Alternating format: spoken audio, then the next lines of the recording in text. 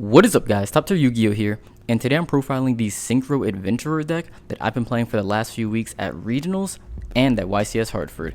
And this deck has performed really well. However, it is difficult to play, but if you're up for the challenge, you're going to have a lot of fun, and you're definitely going to win a lot of games with it. And so, let's go ahead and get started. Alright, and so let's actually get started with a combo. I think this is going to really put the rest of the deck in perspective. And so, all we're going to need for this combo, it's super basic, it's what you do in every single hand where you're going first, but all you need is obviously Red Rose Dragon plus Rite of Adamasier. And it starts by just activating your right. That gets you to Token, Fateful Adventure. Then you normal summon your Red Rose Dragon. That triggers your Fateful to search your Draco back. Then you activate Fateful's effect to add like a Griffin Rider or an Illegal Knight to your hand. Either one, doesn't really matter. You just want a level 7 monster. You discard the Draco back re-equips, special summon your level 7 monster, and then this is the board that we're at. And I'm just going to move everything up a little bit to make some more space, but what we do from here is you synchro the Red Rose Dragon and the Griffin Rider into a copy of Baron. That triggers your Red Rose's effect to summon out Rox Rose Dragon. Rox Rose effect searches for Basil Rose Shoot, so this is in your hand now. Next you synchro your Token and your Rox Rose into a copy of Shooting Riser Dragon. Riser Dragon effect will send Snow to the graveyard, and then you activate Basil Rose Shoot, reviving one of your Rose Dragons. It doesn't really matter which one. Doesn't matter at all because we're just going to link the Shooting Riser Dragon and the Red Rose Dragon into our copy of Hieratic Seal. And so this is what your basic combo ends on. You have Seal, you have Baron, and then in your graveyard you have a Fairy Tale Snow, and the Snow is live because you have 1, 2, 3, 4, 5, 6, 7 cards engraved to banish for the Snow. So Snow is live, so you have 3 initial disruptions. You have the Snow, the Seal, and the Baron. But the thing about this deck that really makes it so powerful is that we have something else in the deck that helps out even more. And so when you activate your Seal's effect, you're going to bounce one of your opponent's cards. Seal will trigger, allowing you to summon Fallen of Albaz from the deck. Albaz will trigger, allowing you to summon out a Mirror Jade. So you effectively have 5 disruptions with this main combo. You've got your Seal, your Snow, your Baron, but then the Albaz and the Mirror Jade. And then on your next turn you just OTK your opponent. So it's actually pretty ridiculous. Most decks just cannot deal with it at all. And so whenever you go first and you combo, which is like 99% of your games, you just win. And so that is the main combo that this deck goes for. And if you don't have the Red Rose, again, you just summon it with Halki Fibrax. Alright, and so moving into the deck profile, we're going to start with 3 copies of Rite of Adamasier, 3 copies of Water Enchantress, 2 copies of Fateful Adventure, 2 copies of Griffin Rider, 2 copies of Illegal Knight, and then finally, 1 copy of Dracoback, the Rideable Dragon. And so as you can see, we've got a huge adventure engine, but these are the cards that lead to a lot of your wins. The adventure engine is absolutely insane, and there's a reason why a lot of people wanted them to get hit on that last ban list, and now it's a shame that they hit, Red Rose Dragon. That really hurts, but having these cards all at full power is absolutely incredible, and getting the boost with the Illegal Knight and Dimension Force has also been insane. It's just another form of disruption. It's another monster that you can summon, that you can search out of the engine. And so there are a lot of hands to where you end up with like Token, Griffin, Illegal Knight, and hand traps, and that's good enough in a lot of games. And if not, that's a lot of synchro material that you have. And so the large adventure package has been very powerful for me. And as soon as I saw the ban list, I kind of thought that the format would divulge into being, Sword Soul, Despia being the top 2 decks. But it felt like the third best deck, in my opinion, was going to be whatever deck can best take advantage of the adventure engine, because these cards are just that good. It's just finding a deck that can work with them. And I felt that some type of synchro strategy was going to be the way to do it. Moving on, we've got 1 copy of Red Rose Dragon, 1 Rox Rose Dragon, and 1 Basil Rose Shoot. These cards are still just as insane as they always have been. It's just a shame that Red Rose Dragon is limited now. And even though it's harder to just like draw into a Red Rose or just open with it, we still have many ways within the deck to get to it through Needle Fiber and other means. And so it's still a very consistent combo that you can rely on and build a deck around. Now moving on to the extenders, we have 3 copies of Tinny Spirit Otara, and then 1 copy of Tinny Spirit Vishuda. I like these cards a lot as extenders because they're free special summons. They don't require any bricks in the deck. They don't require any other conditions aside from not having an effect monster on board, which is really easy for this deck to accomplish because typically your first summon is a token, which is not an effect monster, and so it's very easy to summon 10 cards in this deck. And if I'm not mistaken, Adara is one of the very few just special summon tuners, like with no baggage, no, entry requirements, nothing like that, nothing to have to search or play, or just draw it and summon it. Adara is one of the very few options for that, and I felt that it fit in the deck very, very well. And Vishuda, for a very similar reason, aside from not being a tuner, it is just a free special summon which comes up in your hands, but also being good at going second, just being another card that you can break boards with. In between it and Foolish Burial, which I may or may not have mentioned is in the deck yet. Yeah, I don't think I have, but yeah, Foolish Burial is in here too.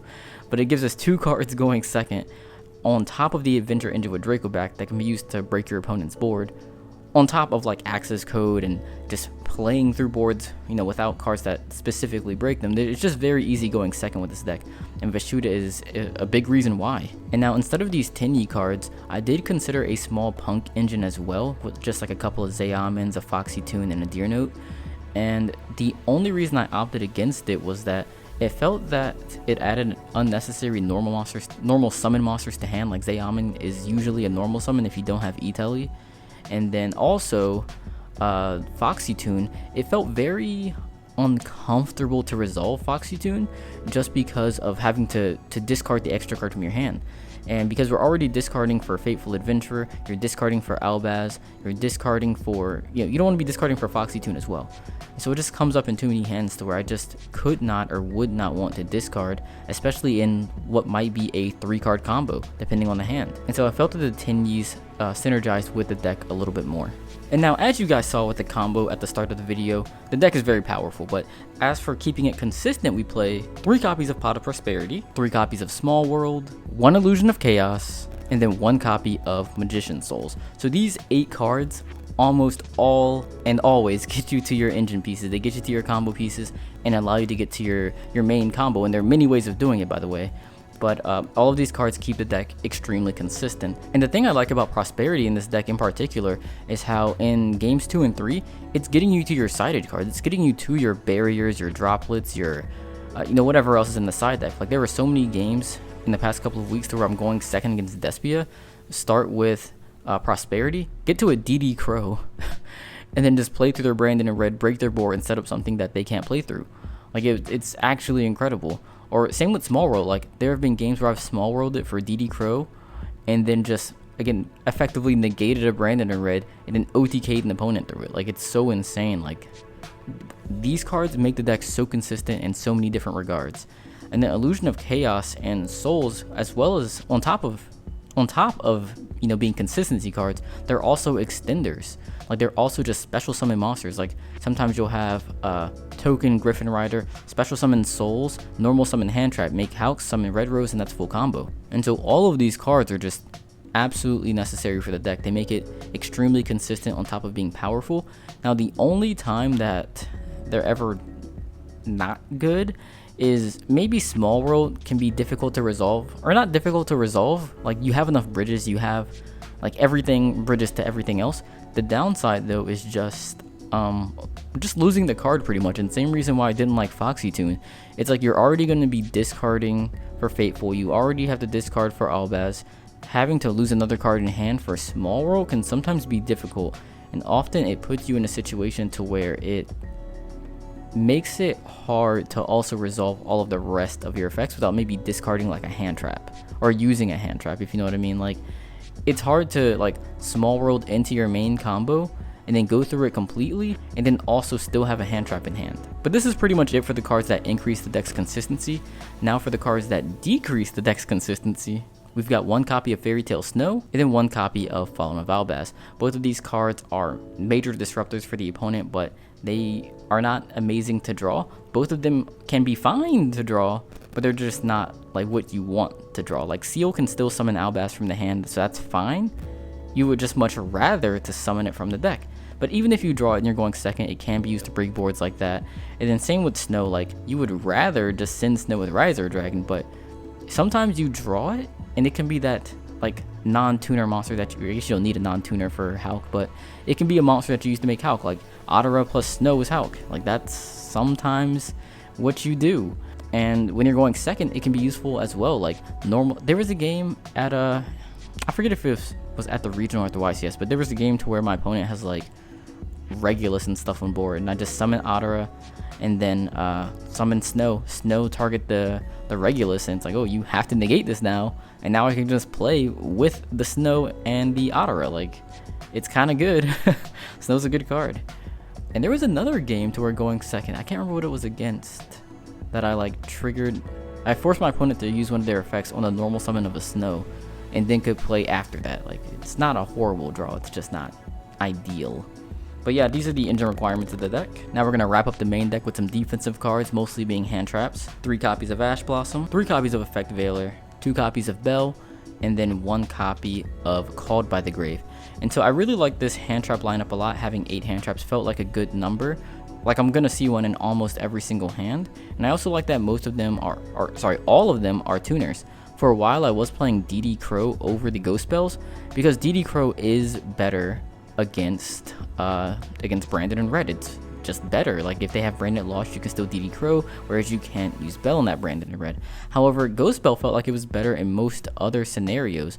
Like, it was better against opposing Water Enchantresses. It was better versus just the main thing for Bell was just it being a tuner. Like, being a tuner was the biggest reason for choosing it over DD Crow, for sure. But it comes up a lot, honestly, just having that tuner. Like, just being able to normal summon a tuner, go into Hout, get Red Rose, and then full combo. Like, you need more tuners. And then finally, yeah, the Called by the Grave, which is just kind of a god card this format. Gotta play it. But it does give me 3 cards to stop Brandon and Red, which I do like a lot. But that wraps up the main deck. It is 40 cards. Let's go ahead and move into the extra deck. And now, before we do get to the extra deck, don't forget, please don't forget this, but like the video and subscribe to the channel. It does help out a lot. It lets me know what videos are working, what's not working, what I should do more of, and then just inspires me to keep bringing you guys the best content that I can bring.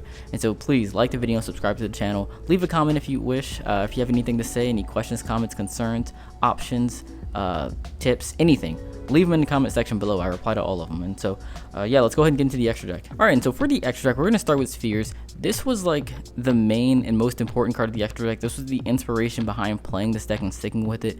And the main theory behind the deck and why I started playing it was when thinking of how to beat Despia, like, I could not think of how to interact with that deck, because that deck is so good when going second. It was like, what can you do to deal with like Lubellion and Albion, pretty much, because those are their ways to getting Mirror Jade, and the Mirror Jade can kind of cut through your entire board in most cases. So it's like, how do you deal with those? And one thing I realized was really strong against them was returning things to the extra deck, because if you destroy something, both Lubellion and Albion can fuse from the graveyard. If you banish it, Lubellion can fuse from the banish zone. If you destroy it, both can do destroyed, but it's just so hard to interact with them. You flip cards face down, they confuse with face down monsters. It's so hard to stop the Despia deck. But one thing that they can't really play around is having things bounce back to the extra deck, and that could be just their Albion and Lubellion, forcing them to resolve it awkwardly. That can be huge. Could also, and usually does, stop them from getting to a Mirror Jade, but also just returning Mirror Jade to the extra deck, which means that it doesn't resolve the effect to destroy your whole board afterwards. It's just, they have a lot of trouble dealing with Spheres, and that was like the main thing I was looking for with this deck, was some way to beat Despia easier. And it's also good against most other decks of the format. Like, Sword Soul cannot deal with bouncing because they rely on their normal summon, so it's very difficult for them to deal with something that bounces. And then if they have multiple cards, going into Albaz afterwards gives you multiple other cards that just clear their monsters off of the board, keeping them from getting into their synchros. Like, most decks right now just cannot deal with Seal because they don't have spell cards that get rid of monsters usually, like within their engine. Like, they need monsters to get rid of monsters, and with Seal you just bounce their monsters. Now, the only weakness that I think Seal does have right now is it has 0 attack. So your opponent can just attack over it, but that's why in the combos we use Fairy Tail Snow. And so if your opponent tries to just attack over it, you just flip their monster face down. A Leo Knight also helps with this a lot. And there are some situations, and it definitely comes up, to where you'll have Fateful and you can equip Draco back to your Seal. Now your Seal can't be destroyed by battle. And so if you can protect Seal, it's very, very, very powerful. and on its own, it's multiple disruptions like Seal, Albaz, Mirror Jade. It comes up a lot, and most decks cannot play through that. When you add an Illegal Knight or a Snow on top of that, plus a Baron, usually it's just game. So yeah, that's the first card of the extra deck, Seal. After that, we've got one copy of Helki Fibrax. This gets you to Red Rose Dragon. That's about it. Next, we have a couple of Charmers. We've got Dark, Lina, and Ausa. All three of these are absolutely incredible this format. There are so many just monsters of these attributes floating around, and they make going for game super easy because we're also playing Selene and Access Code. And so these are your main ways of just OTKing opponents on turn 2 and on, if you're going second, turn 1. And it's just absolutely incredible. Dark, Lina, and Ausa also are good if you're not going for game, like just summoning back boss monsters and then using them against your opponent, like summoning back a Mirror Jade or a Chi-Shao or a Regulus. Like these things all come up, and they all just help you win those games because you're taking it away from your opponent and then using it for yourself. And then of course we have Selene and Access Code, which are incredible cards on their own. And then for a Synchro deck, we don't really play that many Synchros now that I think about it. All we're playing is one copy of Baron, one Shooting Riser, and then one Black Rose Dragon. Like only 3 Synchros, but you know, this is still a Synchro Adventure deck because it focuses on these Synchros so much. Like you need them to really be able to play, especially the Baron and the Riser. These are incredibly important. And one of the issues that this deck has is generating follow-up, but Riser can help you with that as well because in hands to where you don't need to send Snow, or if you don't want to send Snow, you could also just send like another Enchantress to the grave, and that gives you follow-up for next turn if you don't still have Fateful Adventure. If let's say you had to send Fateful Adventure for a Magician's Souls to draw, well, you just dump another Enchantress, and then you get to write next turn, or in the same, or yeah, definitely next turn, because you can't use the effect the same turn you send it, but you get to write next turn, and that gets you to the second Fateful Adventure, and that just gets you to your whole engine all over again. So that can be very, very powerful. And one thing that I forgot to mention earlier about the Earth Charmer is that the Adventure token is Earth. And so it makes it very, very easy to go into that Earth Charmer. And then with the light and dark ones, obviously you have a lot of lights and darks. I mean, even Riser Dragon is light. And then finally we have the Black Rose Dragon, which is something that nobody ever expects anymore, but it's extremely powerful. And it's usually the play that I go into if they try to stop the Needle Fiber, to where I'll still have like Needle Fiber plus token. Well, it's super easy to just Needle Fiber into Riser Dragon, dump Snow, Snow becomes level 3, or I'm sorry, Riser becomes level 3, and then that plus a level 4 token being a Black Rose Dragon. Or you can leave the Riser on board, and then when you revive your Snow, Snow's level 4, it's level 3, and then you also just make Black Rose. It's just really good. It comes up a lot, and I would say it can Sword Soul the most because they are the deck that plays a lot of hand traps right now. But also if you're playing against like Eldritch or a trap deck in general, I usually don't combo in those matchups, but rather I would leave like the token or some way to make Black Rose in play, or I would just kind of pass on like adventure stuff.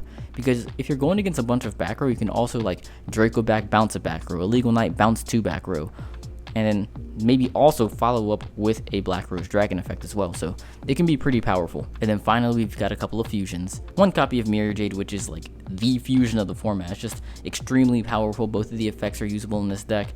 And so with that, we're also playing one copy of Lubellion and then one copy of Albion. These both come up if you're summoning an Albaz into a field of either light or dark monsters. You can just go into one of these and also go Mirror Jade. And now ideally, you can use Albaz with a extra deck monster to just go Mirror Jade, but if you're unable to, these come up pretty often too, especially against like Despia, to where like, yeah, your opponent's gonna have an Alibur on board, like normal summon Alibur, search Branded Fusion, activate Branded Fusion, go into like Lubellion, your Seal bounces there, Lubellion, and then if they don't resolve it with the Alibur, then you just fuse away the Alibur, or you just fuse whatever they summon with the resolution of like their Lubellion. Either way, you get into your Mirror Jade, and then that deals with something else they have, and you just OTK them. It just comes up every single time in that matchup, but these cards are really, really good. And now, as you saw in the main deck, we're not playing any branded spell or traps, and so like the Albion Graveyard effect doesn't really do anything. However, I do sometimes want to play a Brandon in red and maybe Guardian Chimera, just because it's so easy to get into this deck. And even if you just drew the Brandon in red, you can also dump Albaz with Riser Dragon, still have access to the same like Black Rose plays, or you know, whatever else you want to do with that, but you can also just dump Albaz and bring it back with Brandon in red. There's like a bunch of weird plays you can do with Brandon in red if it's in your deck. So that's a thought. That's something you could test out if you wanted to, but you know, I opted against it just because I didn't want to play like a random branded in red. And so that is most of the extra deck. And if you were counting, it was only 13 cards. So there is space for 2 more. And the 2 that I've been playing, it kind of comes down to like 3 different cards that I've been kind of switching back and forth between at different events. And those 3 cards are Herald, Monk, and Sprend. And so starting with Herald is just really good because it comes up with Red Rose and Souls to where it just gets you to a negate. And a negate's really good. That triggers Red Rose, that gets you to your spheres. And spheres, Herald is really powerful. Another thing you can do with the Herald is equip it with Draco back with Fateful up, and that protects this from being attacked over as well. This protects your board from droplets, and so it's really good in games 2 and 3 when most of your opponents, if not already in their main deck, are siding Forbidden Droplets. So it's really good against that as well. But yeah, Herald's good. Monk comes up in hands to where you draw multiple Tinny cards, and while it's rare because you're only playing that one Vishuda, it also comes up if you open like double Otara. Just being able to get both of your Otaras out of your hand can be nice. And I mean, I guess you could always just special summon one, normal summon the other, but Monk definitely comes up with Vishuda sometimes. Now it is really cool though, in there are times to where like you're going second and you just have Otara, like you summon Otara, make Monk. This makes a lot of opponents think that you have Vishuda. Even if you don't have it, it's a really cool like heads up type of play, just to like bait out their effects. And so Monk comes up, you know, sometimes. All 3 of these cards come up sometimes. And then finally we've got the Sprend, the Iron Dash Dragon. And so Sprend comes up in games to where like your opponent doesn't have a light, dark, or extra deck monster that you can fuse your Albaz with. And it comes up in just, I would say most against like the Punk Therion decks, because they typically have, like you're dealing with their main deck monsters in a lot of cases, and they have like non-light or dark attributes. And Sprend comes up in those matchups. It also comes up against Sword Soul too, because like they have weird attributes, like Moyi is water, the token is water, Taya is wind, Longyun is fire. And so it's tricky sometimes to be able to go into your, it's tricky to go into your Mirror Jade, and Sprend comes up in that matchup. So like, let's say they summon Longyun, well you could like bounce the token, which obviously like just gets rid of it, and then you summon Sprend with a Longyun, and then if they don't deal with the Sprend, you use it to like break their board. And so let's say they go into like Qixing Longyun later, you can use this to destroy the Qixing Longyun or a Qixao, or at least like bait their effects. And so it can be really good in those matchups. It just comes up in like weird situations though, but those situations do occur. But yeah, any 2 of these would be what you end up playing. Like I think at the regional I played Herald and Monk. I think at the YCS I was playing Herald and Sprend, I think. They just come up. But yeah, that's it for the extra deck. And then for the side deck, we've got 3 copies of DD Crow, mostly for Despia, but also comes up in other random matchups. 3 copies of Forbidden Droplets. I was playing evenly matched for a while over this, but I was a little afraid about that Calamity card, and so I wanted to play something that could like negate Needle Fiber, or negate, you know, whatever is going into that Calamity, or even just negate an Artifact Scythe in like the other Synchro Adventure decks that are playing the Scythe Lock. And so I felt that Droplets was just something that I really wanted to have access to either in my main or my side deck, despite if it meant not having the evenly. And now speaking of Artifact Scythe, I do know that a lot of the other adventure combo decks were on the Scythe Lock, and that's something that you can do with like Halki Fibrax, Wonder Magician, Scythe, and you can use Jet Synchron as well. Jet Synchron's like a 1-card Scythe Lock.